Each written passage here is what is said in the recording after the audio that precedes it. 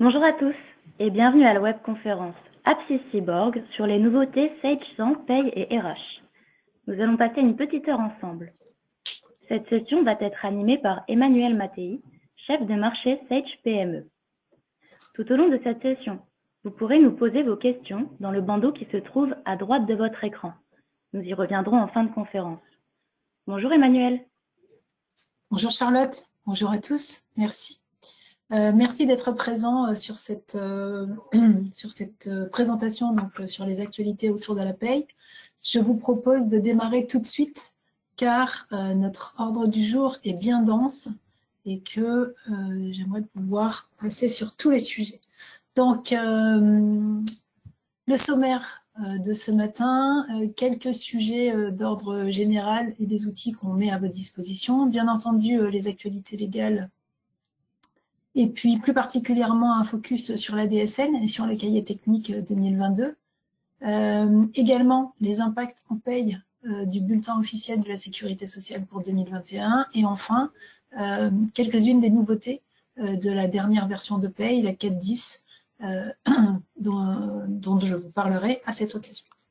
Donc, pour commencer tout de suite par les généralités, il est important de noter que les versions qui sont obligatoires pour la DSN de 2022 sont les versions 4.10 pour ceux d'entre vous qui êtes en paye censée et les versions 3.10 pour ceux qui sont en paye 7. Donc à chaque fois, il y a la version de paye et aussi il y a la version de Sage DS, bien entendu. Il est important de bien signaler que cette version 4.10 s'installe sur une version 4. La version 4 était disponible donc cet été. Et à chaque fois, si c'est vous qui réalisez vous-même vos installations, il faut bien entendu, respecter la procédure de Sage, c'est-à-dire installer d'abord la V4, ouvrir les bases de paye, ensuite installer la VK10, ouvrir les bases, et en plus, il y a un petit patch maintenant, un 4.10.1. Donc, attention à bien respecter ces procédures, c'est essentiel, et attention également aux préconisations éditeurs. Vous le savez, si vous êtes autonome dans vos installations, les sources sont disponibles à la demande ou même disponibles directement sur le site de Sage. Donc ça, c'est pour la partie des sources, donc les versions obligatoires que nous installons d'ailleurs chez ceux d'entre vous qui avaient le choix de demander notre accompagnement. On met aussi un certain nombre d'outils à votre disposition.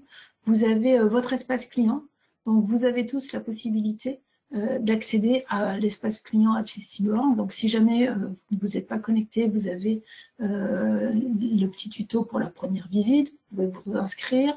Vous avez nos équipes qui peuvent également vous aider si vous n'êtes pas encore familiarisé avec cet outil.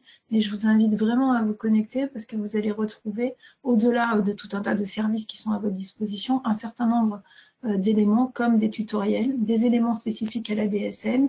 Et puis, dans les tutoriels, si vous filtrez, ne serait-ce que sur la paye, on est à un peu plus de 35 tutoriels, puisque donc on va en rajouter 2 là dans le cadre de l'indemnité inflation, on va en reparler. Mais vous avez tout un tas de petits tutoriels à votre disposition qui sont vraiment faits pour vous aider et pour vous accompagner sur tout un tas de sujets, bien entendu autour de la paye, mais pas uniquement. Toujours dans le cadre des outils qui sont à votre disposition, on a parlé des outils Sage, donc les tutoriels au travers de l'espace client. On a aussi pour cette DSN, comme les années précédentes, établi un guide de prise en main de la DSN et des différentes nouveautés. Pour accéder à ce guide, je vous ai mis le lien directement dans le support. Vous avez aussi un autre moyen que l'espace client d'accéder à tous les tutos Apsis Cyborg. On a une chaîne YouTube dédiée, donc vous avez le lien également dans cette slide.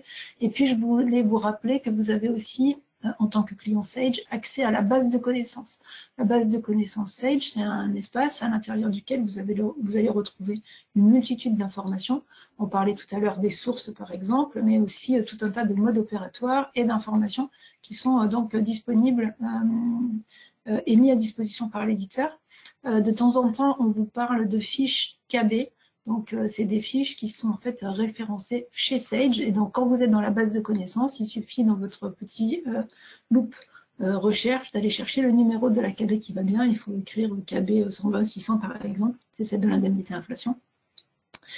Et vous retrouvez toutes les informations qui sont disponibles. Donc ça, c'était pour faire une petite introduction sur les versions et les outils à votre disposition. Maintenant, on va passer sur la partie des actualités légales. Alors, ces actualités légales, il y a un certain nombre de sujets à prendre en considération. D'abord, c'est un rappel, en tout cas, c'est une confirmation. À compter de janvier 2022, on ne pourra plus faire d'AED ou de signalement de fin de contrat. Il faudra désormais passer sur ce qui s'appelle la fin de contrat de travail unique. Donc, le FCTU est donc un signalement obligatoire et il se fait directement dans la paye, dans la liste des salariés. Vous faites un clic droit et vous faites une DSM de signalement. Donc ça, c'est normalement un rappel. On vous en a déjà parlé l'année dernière. Il y a eu une communication de Sage qui a été faite au mois de juillet. Et pour ceux d'entre vous qui travaillaient avec nos consultants là, sur la période de décembre et de janvier, on réabordera ce sujet. Mais en tout cas, c'est bien une confirmation. Vous devez absolument utiliser ces modalités à compter de janvier 2022. À noter également que vous devez désormais, quelle que soit la taille de votre entreprise, et vous trouvez les informations sur Net Entreprise, dématérialiser les taux AT pour récupérer vos taux AT. Tout ça se fait de façon dématérialisée désormais. Il avait été question de transférer les déclarations et le paiement Agir Carco à l'URSSAF.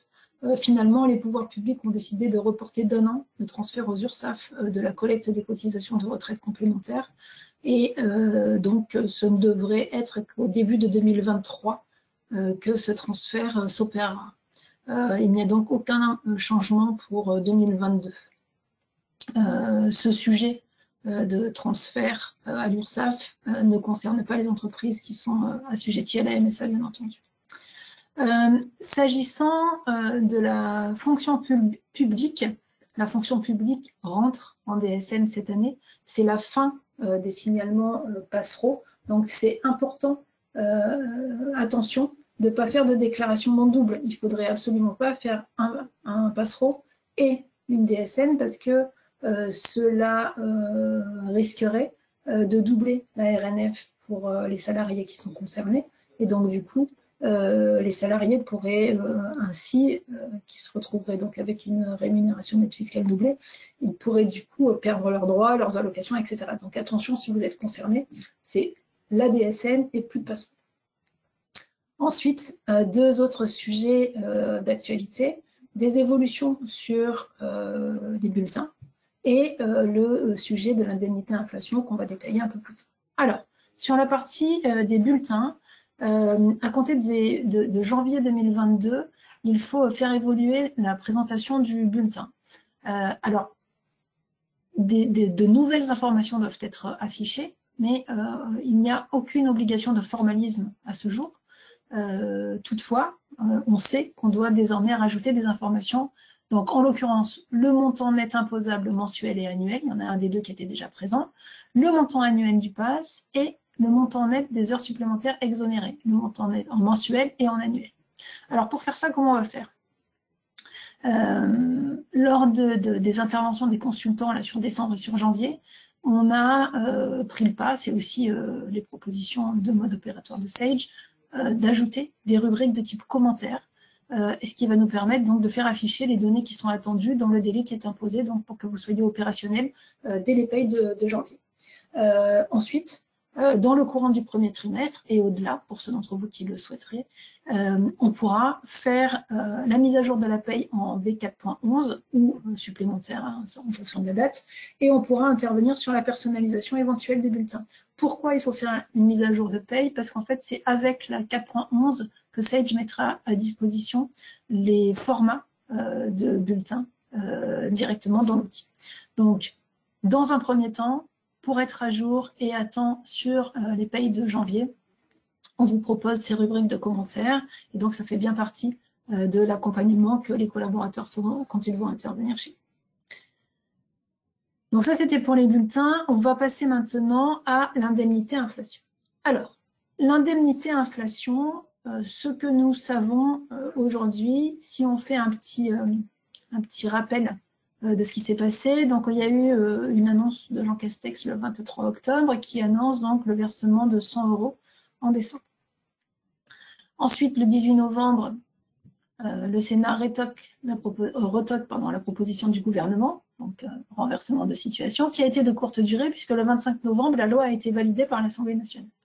Et le décret a enfin été publié le 11 décembre, alors entre parenthèses, c'était samedi, et donc ce décret est enfin publié. Je vous ai mis, pour ceux d'entre vous qui souhaiteraient regarder, le lien justement pour aller lire et consulter le décret d'application et également toutes les informations qui concernent une foire aux questions relatives donc aux modalités déclaratives et aux questions-réponses liées à cette indemnité inflation. Donc ça, c'est un premier sujet. Ensuite, ce qui est très clairement indiqué, c'est que le versement de cette indemnité inflation peut s'opérer à compter de décembre et jusqu'au 28 février 2022. Attention, sauf pour les entreprises qui sont en décalage de paye où elles doivent au plus tard payer ces 100 € pour les payes de janvier qui sont donc payées au début février. Donc, le montant de cette indemnité, il est bien de 100 €, ce sont 100 € forfaitaires. Alors, qui est concerné? Sont concernés les salariés, alors également agents de la fonction publique, mais on va se concentrer sur les salariés parce que je pense que dans l'auditoire, on est plutôt sur des salariés. Donc, sont concernés les salariés d'au moins 16 ans, au 31 octobre, qui résident en France ou dans les DOM et qui seront en contrat au moins une fois sur le mois d'octobre 2021.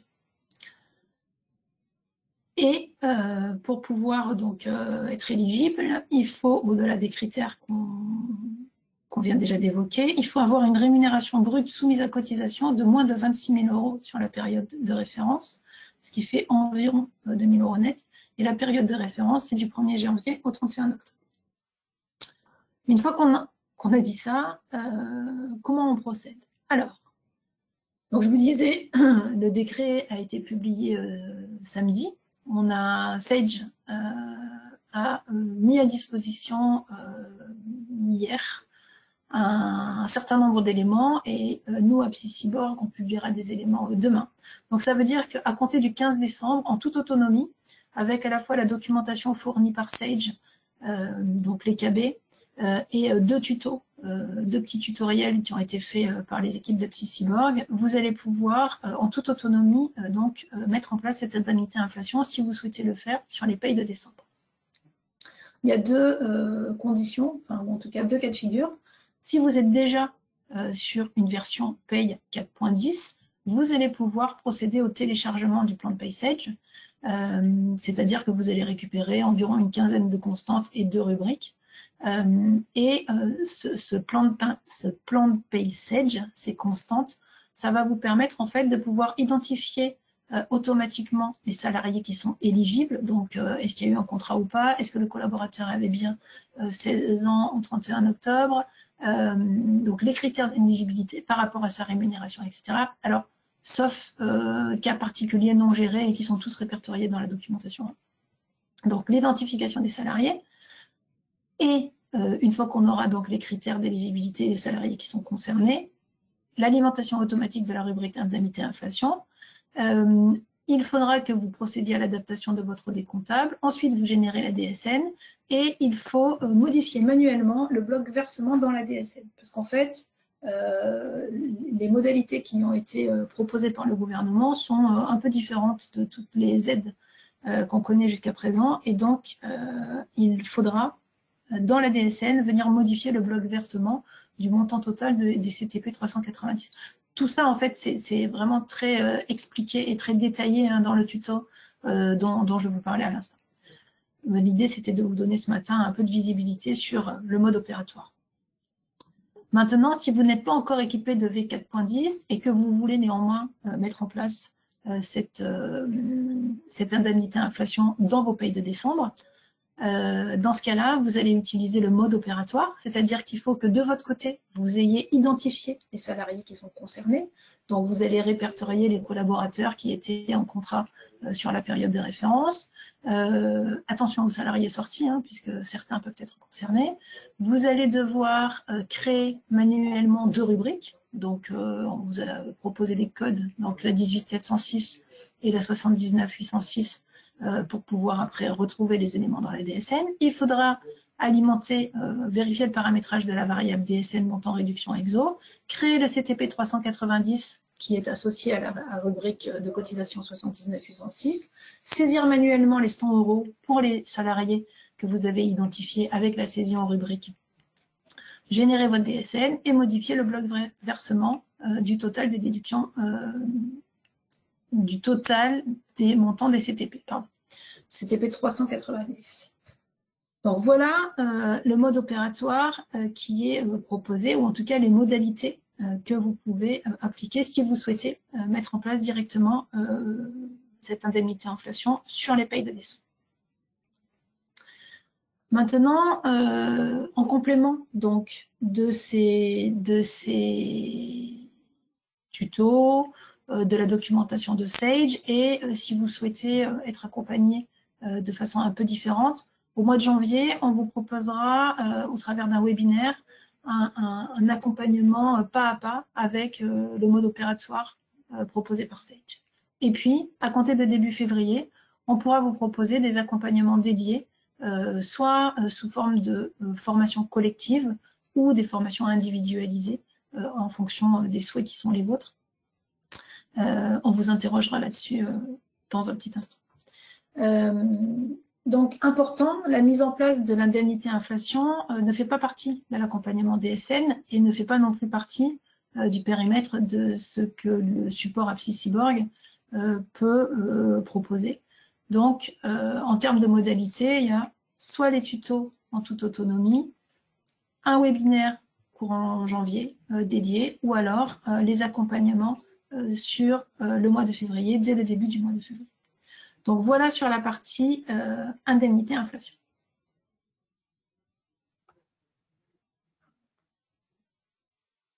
On va passer maintenant au sujet des nouveautés DSN, puisque dans le cadre du cahier technique 2022, il y a un certain nombre de sujets incontournables et obligatoires pour le mois de janvier qu'il faut prendre en considération. Donc là aussi, l'idée c'est d'aborder les grandes lignes et de ne pas rentrer dans le détail de l'ensemble des paramétrages qui sont à réaliser. Encore une fois, ces détails de paramétrage sont détaillés donc, dans le guide de prise en main et seront également traités par les consultants lorsqu'ils interviennent. Un certain nombre de choses à prendre en considération. D'abord, l'entrée du CIBTP en DSN. Ensuite, la contribution à la formation professionnelle et à la taxe d'apprentissage sur lesquelles il y a des évolutions au niveau de la DSN et d'autres nouveautés. Alors, ces autres nouveautés, il y a quelques nouveautés, j'allais dire diverses, qui concernent les secteurs socio-médicaux, les IEG, la SNCF, les expatriés, les intermittents du spectacle, certains salariés du secteur public. Donc tout ça, encore une fois, hein, c'est vraiment détaillé dans le guide de prise en main de la DSN. Des sujets un peu plus généraux qui peuvent concerner tout le monde. Désormais, il est possible de fractionner le congé de présence parentale sur le bloc autre suspension de l'exécution du contrat avec le motif 607, donc congé de présence parentale, et une évolution également sur le deuil d'enfant. Avec la norme 2021, en fait, le deuil d'enfant se déclarait avec le motif 637 sur le bloc autre suspension de l'exécution du contrat. Et pour 2022, la déclaration se fait désormais via le bloc arrêt de travail avec le motif d'absence 19. À noter qu'il n'y a pas de signalement qui est attendu pour ce motif-là. Maintenant, on va faire un petit focus sur la partie CIBTP et la contribution à la formation professionnelle et à la taxe d'apprentissage. Donc d'abord le CIBTP. Donc le CIBTP, en fait, de quoi s'agit-il? À compter du 1er janvier 2022, c'est la DSN qui devient le mode de transport obligatoire des données pour la CIBTP. Alors attention, il y a quand même 2 types de déclarations qui vont continuer à passer par le circuit actuel, à savoir les demandes de congés et les déclarations d'arrêt intempérie. Donc, ces types de déclarations, vous continuez à procéder de la même façon que ce que vous faisiez jusqu'à présent. Ce qui change, c'est pour les autres déclarations. Un autre point important également, il n'y aura pas de bloc 20, c'est-à-dire qu'il n'y a pas de paiement via la DSN. Donc ça veut dire que vous devrez procéder, aller chercher les informations sur l'extranet de la caisse pour ensuite payer les cotisations. À noter que sur cette année, qui est donc une année charnière, il faudra produire une DASU CIBTP sur l'exercice congé complet, à savoir du 1er avril 2021 au 31 mars 2022, sauf sur la Réunion où l'exercice est un peu différent. Enfin, il est décalé en fait, c'est le 1er novembre au 31 octobre. Donc, du coup, oui, la CIBTP rentre en DSN, mais comme on est sur une année de transition, il y a encore certaines déclarations qui continuent à passer par le circuit actuel et la DASU CIBTP qu'il faudra produire cette année. Rapidement et en mode pense-bête par rapport à ce qu'il faut faire pour cette entrée de la CIBTP en DSN. Donc, il faudra bien entendu bien vérifier toutes les données de la fiche de personnel qui sont relatives à la CIBTP. Ensuite, il faudra compléter les informations sur la caisse, c'est-à-dire qu'il faudra bien mentionner les éléments qui vont permettre la télétransmission. Il faut faire attention dans les fiches de personnel parce que seront attendues l'ancienneté dans l'entreprise et dans la profession. Donc, il faut que ces informations-là soient bien renseignées si jamais elles ne l'étaient pas. À noter également qu'il convient désormais de distinguer les heures relatives à de l'activité partielle et celles qui sont relatives à du chômage intempérie, car en fait, elles ne vont pas générer les mêmes modalités de calcul des droits. Donc, du coup, il faudra faire en sorte que ces heures de chômage intempérie soient distinctes pour être déclarées dans un bloc différent.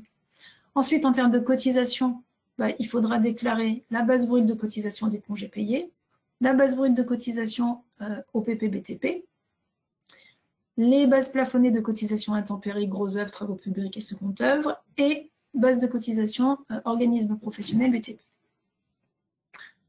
Un petit rappel sur la cotisation établissement. Si l'entreprise est assujettie à la cotisation sur le chiffre d'affaires ou si elle emploie des salariés intérimaires, à partir de la version de la norme 2022, il faudra renseigner les rubriques du bloc cotisation établissement avec donc la base de cotisation sur le chiffre d'affaires ou la base de cotisation sur le nombre d'heures intérim. Donc, en mode, encore une fois, un mémo, voici les informations qui sont importantes par rapport au CIBTP.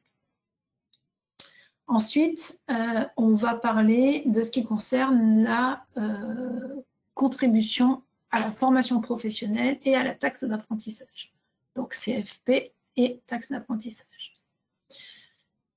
La loi pour la liberté de choisir son avenir professionnel du mois de septembre 2018 a réformé le financement de la formation professionnelle. Et en fait, un des dispositifs de cette loi, c'est le transfert au 1er janvier 2022 de la collecte des contributions légales de formation professionnelle et d'apprentissage aux caisses URSSAF et MSA en lieu et place de la DGFiP.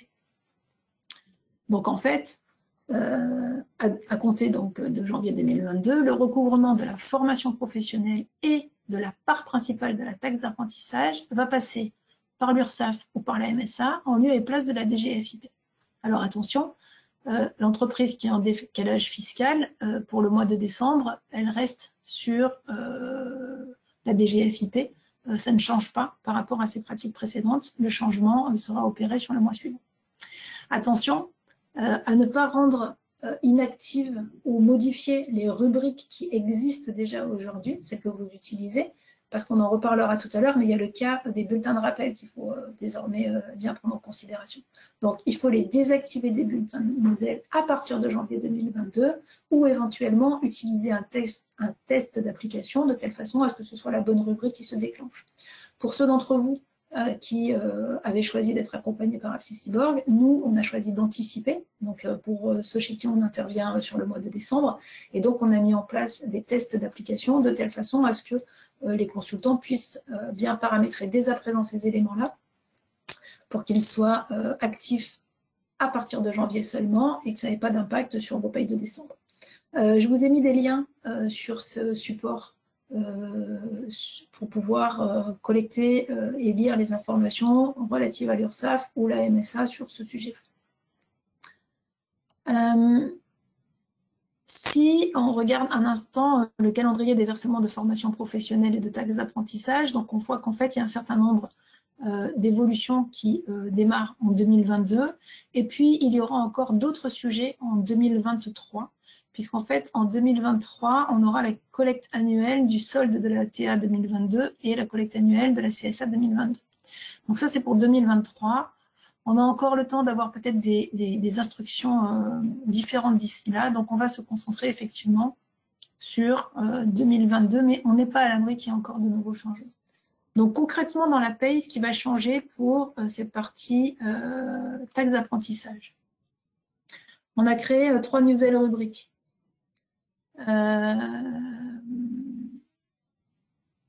56 201, 202 et 206. La 206, en fait, elle concerne que l'Alsace-Moselle. Et donc, c'est bien ce que nous, on a préparé et proposé dans notre UPP APSI-Cyborg qu'on vous propose actuellement. Donc, dans l'établissement, il faudra préciser si l'établissement il est non assujetti ou s'il est rattaché à un OPCO. Ensuite, ce qui est fait, c'est que l'ancienne rubrique, la 56-200, elle est donc dupliquée et éclatée en 56-201 et 56-202 pour pouvoir distinguer la part principale et la part libératoire. Donc, ces rubriques, il faudra les activer dans les bulletins modèles, sauf pour les apprentis, hein, si la société fait compte moins de 11 salariés. À noter que seule la rubrique 56-201 alimentera la variable en DSN, les variables en DSN pour 2022. Et il faut donc prévoir de désactiver la rubrique 56-200 dès janvier. Encore une fois, hein, si nos consultants interviennent dans le courant du mois de décembre ou en janvier, ces éléments-là seront bien entendu traités par eux. Attention, bien entendu, si vous travaillez en autonomie, à partir du moment où on rajoute des rubriques, à bien intervenir au niveau de la modélisation comptable et donc vérifier le paramétrage des variables. Donc ça, c'est pour la partie taxe d'apprentissage. À noter également, on a donc la part principale et la part libératoire sur cette partie taxe d'apprentissage. Ensuite, on a la contribution à la formation professionnelle. Les spécificités pour 2022, alors déjà pour le BTP, l'URSSAF collectera la totalité de la contribution à la formation professionnelle pour les entreprises de 11 salariés et plus, mais collectera uniquement la contribution légale pour celles de moins de 11 salariés. Et l'URSSAF collectera la CFP pour les CDD. Alors attention, il y a un point de vigilance pour les entreprises de moins de 11 salariés qui doivent continuer à verser la CCA BTP, à Pro BTP et la cotisation dialogue social à la PNAB. Pour la MSA, on dupliquera en fait les rubriques 57-200 et 57-210. Donc nous aussi, on a anticipé et sinon Sage le proposera dans son PPS de janvier. Donc ça, c'était pour les généralités. Toujours sur la CFP, sur cette contribution formation professionnelle, des nouvelles rubriques. Alors 2 cette fois-ci. La 5701 et la 57501 qui sont créées par duplication de la 5700 et de la 57500. Avec donc les taux de 0,55 et de 1% et les codes DUX associés. À renseigner dans les bulletins modèles, sauf les apprentis, pour le taux à 0,55. Donc, puisqu'on crée de nouvelles rubriques, il faudra penser à retirer les anciennes des bulletins modèles à partir de 2022. Et attention donc de ne pas désactiver les anciennes. On risque d'en avoir besoin pour les bulletins de rappel. On va y revenir.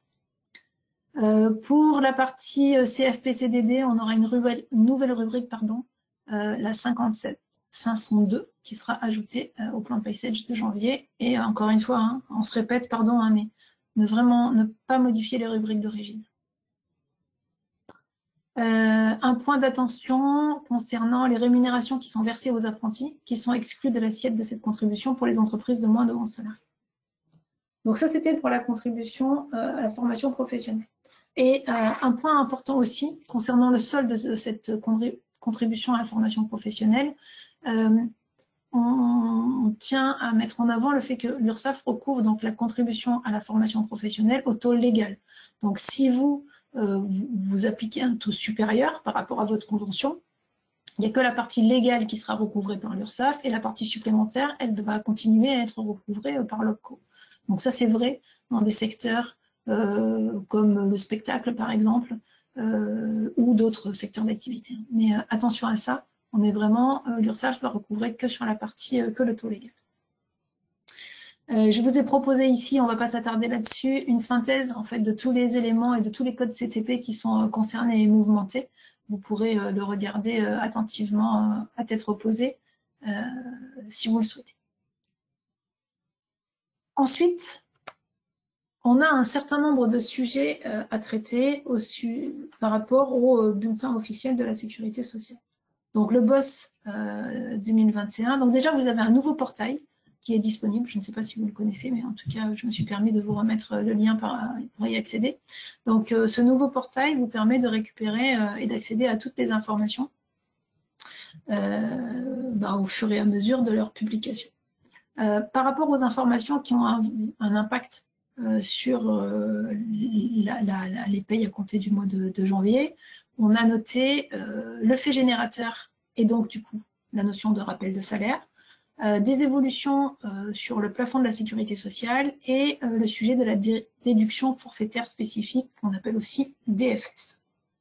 Alors, si on commence par le fait générateur, en fait, cette fonctionnalité, le fait générateur, ça comment dire, permis à Sage, ou demandé à Sage la création d'une fonction qui s'appelle bulletin de rappel. Donc cette fonctionnalité bulletin de rappel, elle existait déjà avant la version 4.10, mais elle a été enrichie avec cette version 4.10, puisque désormais, elle est accessible non seulement pour les salariés qui avaient quitté l'entreprise, mais également pour les salariés qui sont encore présents dans l'entreprise et pour lesquels il faudrait faire des bulletins de rappel. Donc, un petit rappel du contexte rapidement. Avant cette notion de fait générateur, si le rappel ne donnait pas lieu à une correction de bulletin de paye, l'erreur pouvait être corrigée en tenant compte des règles en vigueur sur le mois de versement. Donc, c'est-à-dire que vous preniez les assiettes, les taux, le plafonnement, par exemple, du mois de décembre 2021, alors que vous faisiez un rappel qui concernait janvier 2021 ou même décembre 2020. Désormais, pour un salarié qui est en contrat, pour lequel un élément de rémunération doit être corrigé au titre d'une période antérieure, les cotisations et les contributions doivent être calculées en tenant compte des règles qui étaient en vigueur lors de la période à laquelle cet élément de rémunération se rapporte. Donc c'est pour cette raison que Sage a développé cette fonctionnalité de bulletin de rappel, et c'est pour cette raison aussi qu'on dit qu'il est très important de conserver les anciennes rubriques, parce que donc elles peuvent éventuellement être appelées dans les calculs sur cette fonction de bulletin de rappel. Donc, on parle de principe de rattachement à la période concernée. Donc, du coup, vous allez rattacher le rappel à la période qui concerne ce rappel. Important, on vous conseille de créer un bulletin modèle dédié pour les bulletins de rappel pour pouvoir gérer correctement les cumuls, parce que sinon, ça créerait des interférences avec les autres modèles de bulletins.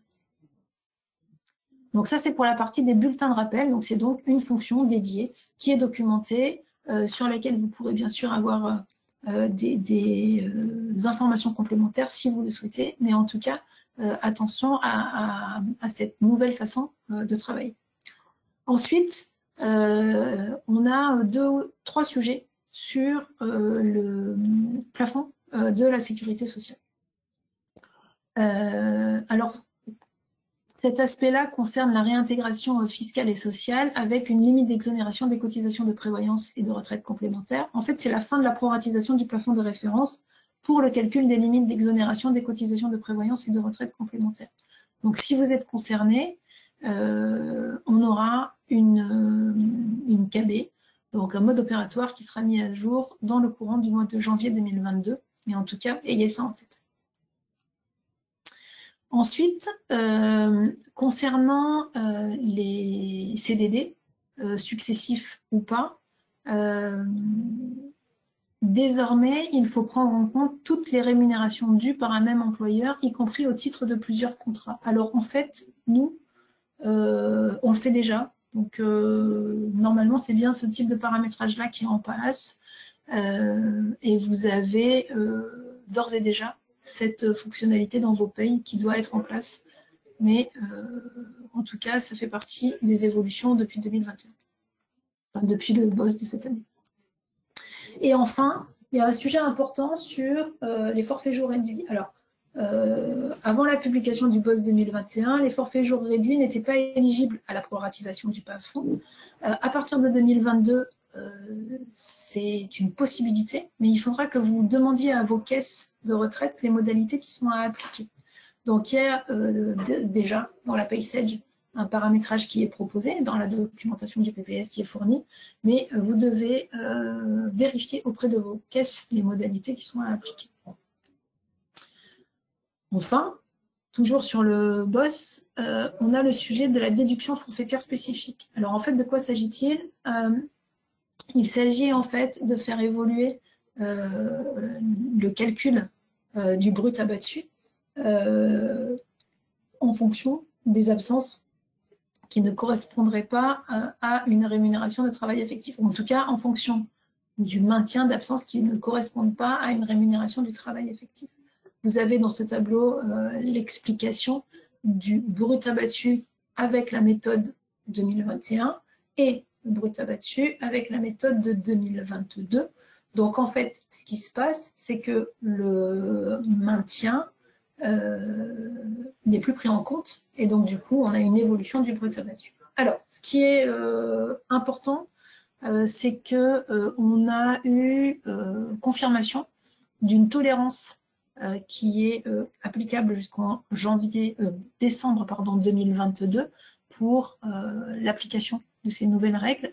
Toutefois, pour ceux d'entre vous qui êtes concernés, on vous proposera, si vous le souhaitez, de vous accompagner pour modifier les paramétrages. Il n'y a pas forcément énormément de choses à faire, mais il y a un petit peu de travail pour pouvoir effectivement recalculer correctement le brut abattu par rapport à ces nouvelles règles. Donc voilà pour ces sujets légaux sur 2022. Dernière chose que je voulais rapidement partager avec vous, un certain nombre de nouveautés autour de la paye, pas forcément liées justement à du légal ou à des obligations, mais des évolutions fonctionnelles. Alors, je n'en ai mis ici que quelques-unes.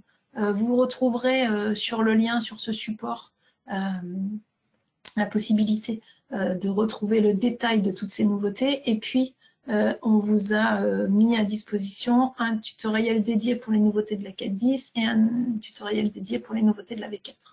Donc, parmi les nouveautés que je souhaitais signaler, une optimisation de la fonction qui s'appelle gestion multi-contrat. Pour ceux d'entre vous qui êtes concernés par le multi-contrat, vous allez gagner en productivité et en efficacité avec les nouveautés qui ont été apportées sur cette fonctionnalité. Si certains dans cet auditoire ne connaissent pas cette fonction, elle permet en fait de traiter de façon massive les collaborateurs qui sont concernés par plusieurs contrats dans le mois. Je pense par exemple à des vacataires, je pense au secteur du café, hôtel, restaurant. Et donc, ça va vous permettre en fait soit de saisir les multi-contrats de vos salariés, soit même de les importer de telle façon après à ce que la paye soit en capacité de générer les différents bulletins pour vos salariés et de générer, le cas échéant, les signalements de FCTU quand c'est nécessaire. Une autre nouveauté sur les BPIJ, il est désormais possible de les importer en masse via la gestion des arrêts de travail. Donc ça, il suffit que vous alliez les récupérer sur le site de Net Entreprise, vous les stockez dans un répertoire dédié et ensuite la paye sera en capacité de les importer en masse. Très prochainement, on pourra fonctionner en mode M2M, enfin machine to machine, de telle façon à ce que vous n'ayez même plus à aller les récupérer sur le site de Net Entreprise. Mais pour l'instant, Net Entreprise n'a pas communiqué en fait l'API pour pouvoir faire cette connexion. Une autre évolution, c'est la possibilité d'importer les acomptes au format Excel. On ne pouvait pas importer avec ce format jusqu'à présent, donc ça peut simplifier la vie de certains d'entre vous. Des éléments également autour de l'organisation des infos libres dans les fiches salariées, avec la possibilité de faire des regroupements pour pouvoir les organiser un peu mieux et éviter peut-être un mode un peu pagaille qu'on connaissait jusqu'à présent. La possibilité de faire de la multisélection de variables quand on est dans une rubrique et qu'on doit récupérer plusieurs informations, on va avoir la possibilité donc de faire une multisélection. Ça nous permet de gagner un petit peu de temps en paramétrage. Aussi une meilleure lecture au niveau des rubriques pour pouvoir visualiser désormais les variables à l'intérieur desquelles les rubriques sont mouvementées. Et pareil pour les constantes, les contrôles d'affectation des constantes. Dans DS, un nouvel outil de cohérence DSN. Donc ça, c'est un petit outil qui va vous permettre de comparer 2 DSN mensuelles. Donc celle du mois en cours, par exemple, et celle du mois précédent. C'est vous qui choisissez les zones que vous voulez comparer ou les segments que vous voulez comparer. Et ça vous permet peut-être d'améliorer votre processus de vérification des DSN. À noter que le GIP MDS nous remonte de plus en plus, ou en tout cas procède de plus en plus au contrôle des données qui sont contenues dans la DSN. Et du coup, vous avez dû vous-même vous en apercevoir, hein, vous avez peut-être été fait l'objet de courriers ou de retours sur un certain nombre d'éléments des DSN qui peuvent être soit incohérents, soit on va dire curieux, et donc il y a de plus en plus de contrôles qui sont faits. Donc du coup, Sage met à disposition ce nouvel outil de cohérence et également met à votre disposition de nouveaux contrôles ou de nouveaux avertissements à l'intérieur de Sage DS. Quand vous êtes dans vos DSN, vous allez avoir des avertissements sur les quotités qui peuvent des fois être incohérentes. Enfin, à 2 endroits différents, on se retrouve avec des choses qui peuvent être incohérentes. Donc des nouveaux avertissements par rapport à ça. De plus en plus en tout cas d'avertissements et de contrôles pour vous aider à vérifier les données que vous envoyez au travers de vos DSL. Également, un nouvel état passe à l'intérieur duquel on va retrouver les heures supplémentaires exonérées qui seront donc affichées dans cet état. Et enfin, je n'ai pas le temps aujourd'hui de les détailler, mais vous avez des nouveautés dans Sage Espace Employé, donc qui est l'outil de gestion des congés, de dématérialisation des dossiers du collaborateur, de gestion des entretiens, qui est en lien avec la PaySage. Donc voilà ce que je voulais vous partager sur ces différents sujets.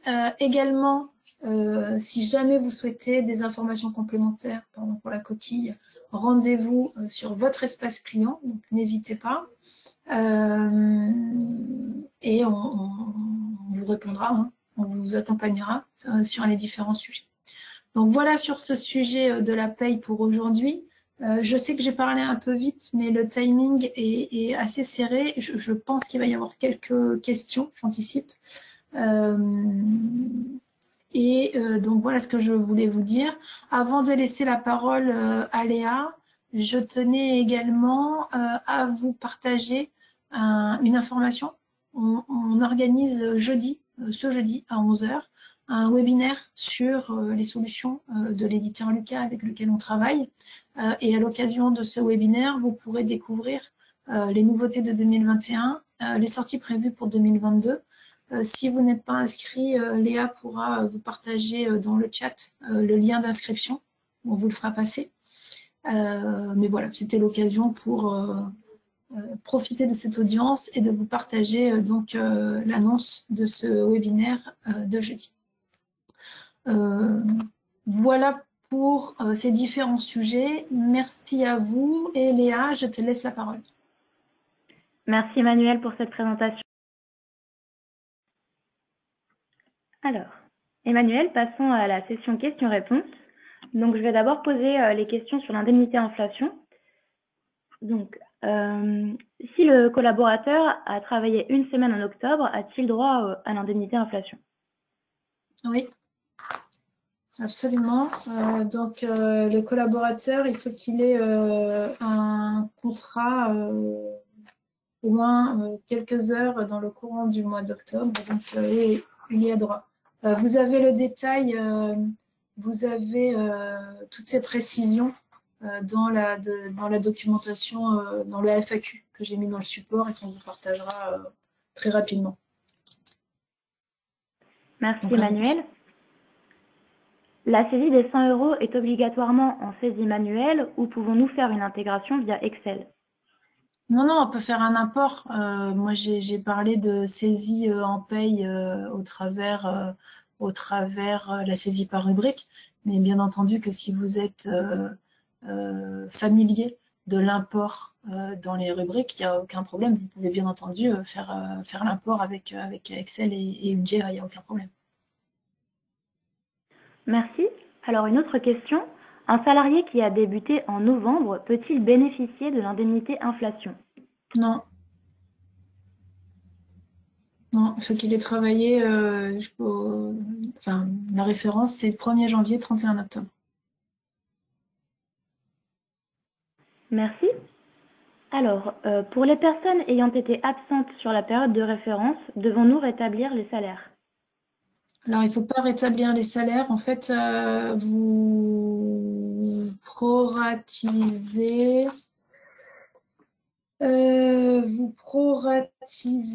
la période de contrat, mais pas les absences. Je vous donnerai le texte exact. Tout ça, c'est indiqué dans le tuto. On a des exemples. Vous aurez les éléments dans le tuto. J'ai mes petites notes et je ne retrouve pas ça. On vous le dit tout à l'heure, mais c'est écrit dans le tuto. Pour les apps. Merci Emmanuel. Alors,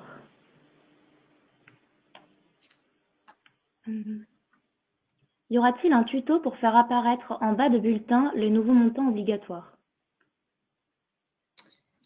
Sur la présentation, il y a un mode opératoire de Sage qui est disponible et le tuto, c'est une bonne question. Tuto, recueil de commentaires. Si ce n'est pas déjà fait, on vous le proposera. Merci. Pour une personne en congé parental en octobre, qui doit payer la prime? L'employeur? Alors en fait, ça dépend. Ça dépend si le collaborateur a été en congé parental tout le mois, c'est pas l'employeur. S'il a été en congé parental une partie du mois, c'est l'employeur.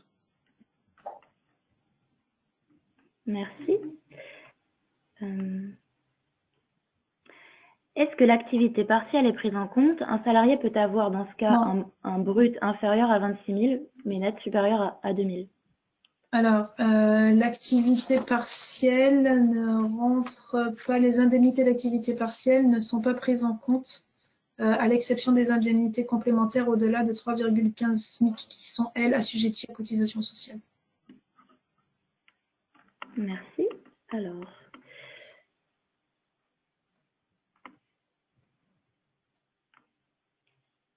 pour les salariés multi-employeurs, comment déterminer quel employeur doit verser la prime? Alors, en fait, c'est soit l'employeur qui... Si le salarié il a été sur un seul employeur sur le mois d'octobre, la question ne se pose pas, c'est celui. Et quand c'est un multi-employeur, c'est soit celui chez qui il a fait le plus d'heures. Et en fait, c'est au salarié d'indiquer à l'employeur, à son employeur, soit de se désister sur les autres et de dire, voilà, je veux que ce soit vous qui me payez et pas les autres. Donc, c'est le salarié qui doit indiquer quel est l'employeur qui doit le rémunérer. Merci. Et concernant excuse-moi, je vais le formuler différemment. Si vous avez des salariés multi-employeurs, si vous les connaissez, si vous savez qu'ils sont multi-employeurs, il faut leur demander en fait si vous devez ou pas leur verser et s'ils sont entendus ou pas avec leurs autres employeurs. Merci Emmanuel. Qu'en est-il des salariés en arrêt maladie pendant la totalité du mois d'octobre ou alors en congé sans solde? Alors ça c'est pareil, c'est l'histoire des absences. Je vais le chercher, mais en fait on va vous mettre le lien du boss. Je ne sais pas si je peux le faire moi dans le chat. Est-ce que je peux te partager ça, Léa? Oui. Alors je peux faire ça. Je vais masquer mon écran et je vais vous partager tout de suite le document.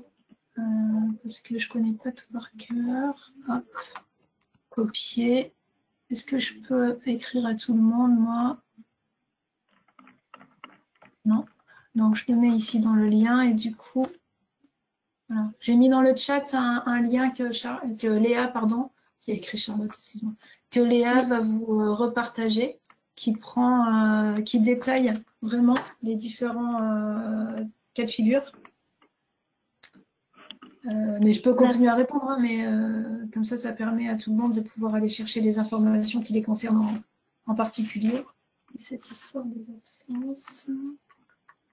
Merci. J'en profite pour vous dire à tous que vous allez recevoir par mail le replay de cette conférence web ainsi que le support de présentation. Alors, concernant l'indemnité à inflation, nous avons eu la mise à jour. Cela signifie que le paramétrage est déjà fait. Nous n'avons rien à faire de notre côté. Attends, j'ai pas refait le début. Concernant quoi? Oui. L'indemnité à inflation. Donc, non, ils ont eu la mise à jour. L'indemnité à inflation, on n'a rien fait parce que on ne fera rien avant le mois de février. Donc, si vous avez la mise à jour, vous pouvez, si vous le souhaitez, avec les éléments qui sont à votre disposition, procéder en autonomie aux évolutions de paramétrage. Donc, soit créer les rubriques simplement, vous créez les rubriques et vous saisissez les montants, soit vous téléchargez le plan de PaySage dédié et vous suivez le mode opératoire. Mais les collaborateurs AppSySyborg ne sont pas intervenus sur ce sujet et n'interviendront pas sur décembre. Merci. Alors.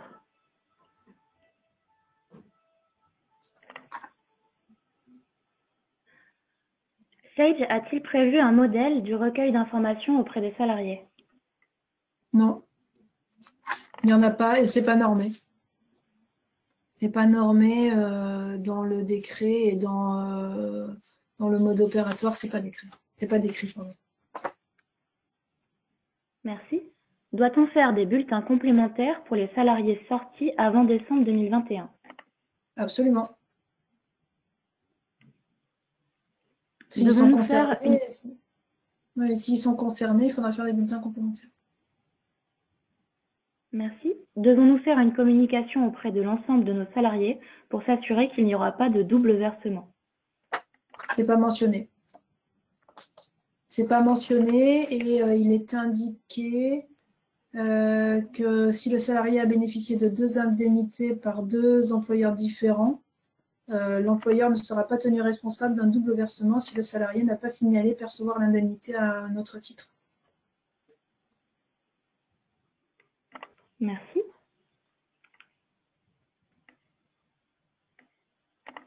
Alors, on va passer aux autres questions.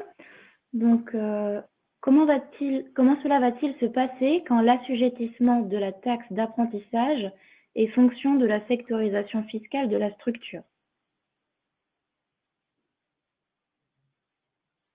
Il faut modifier les paramétrages en fonction. C'est un cas un peu particulier. Il faudra que je regarde dans le détail, mais il faudra peut-être mettre en place un paramétrage un peu différent en fonction des différents établissements, si c'est le cas. Mais si vous êtes par exemple concerné par l'URSSAF d'une part et par la MSA d'autre part, il faudra affiner le paramétrage. Là, comme ça, je ne vois pas comment je peux répondre autrement. Merci. Est-ce que tout est prêt pour le passage en DSN pour les caisses de congés hors CCP? En fait, à part la CIBTP, les autres caisses, elles attendent des informations. A priori, il n'y a rien à faire. Et puis, vérifiez auprès de vos caisses, parce que nous, on a déjà eu des retours clients de certaines caisses qui ne sont pas prêtes. Donc, vérifiez vraiment auprès de vos caisses. Merci. Les paramétrages liés à la CFPTA seront faits avec l'accompagnement DSN 2022? Oui, oui.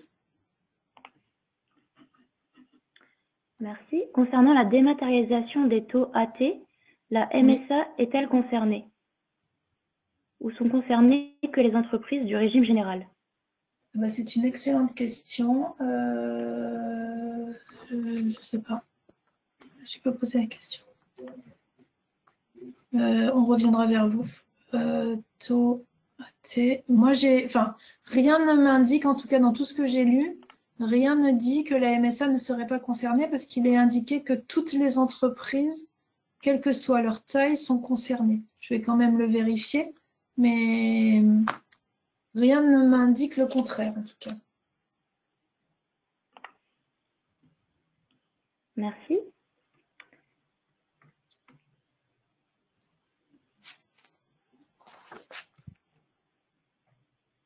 Alors, on va prendre une dernière question.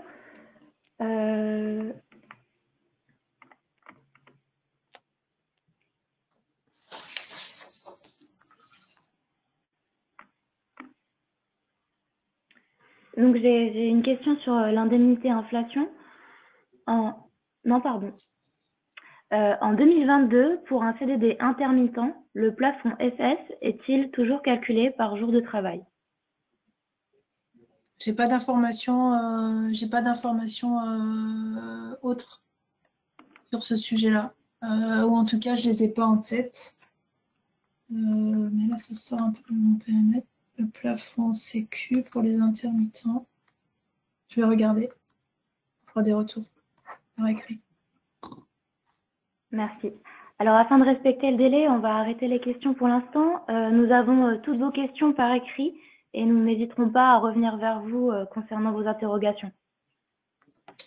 Ce que je peux dire, excuse-moi Léa, par rapport à la rémunération et par rapport aux conditions d'éligibilité. Donc, ce qui est important, je reviens sur l'indemnité inflation. Donc, en fait, ce qu'il faut faire, il faut qu'on compare pour l'éligibilité de vos collaborateurs.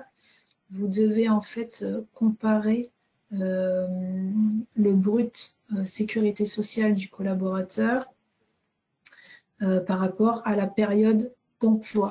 Donc en fait, il faut faire un prorata en jours calendaires par rapport à 304 jours, parce que 304 jours, c'est le nombre de jours calendaires qui vont du 1er janvier au 31 octobre.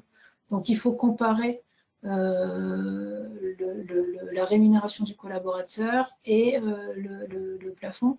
Donc par exemple, un salarié qui aurait été embauché au 1er août, qui est toujours en contrat au 31 octobre, il sera éligible à l'indemnité inflation, excusez-moi, si sa rémunération est inférieure à 26 000 euros, donc c'est le plafond, divisé par 92, multiplié par 92 divisé par 304.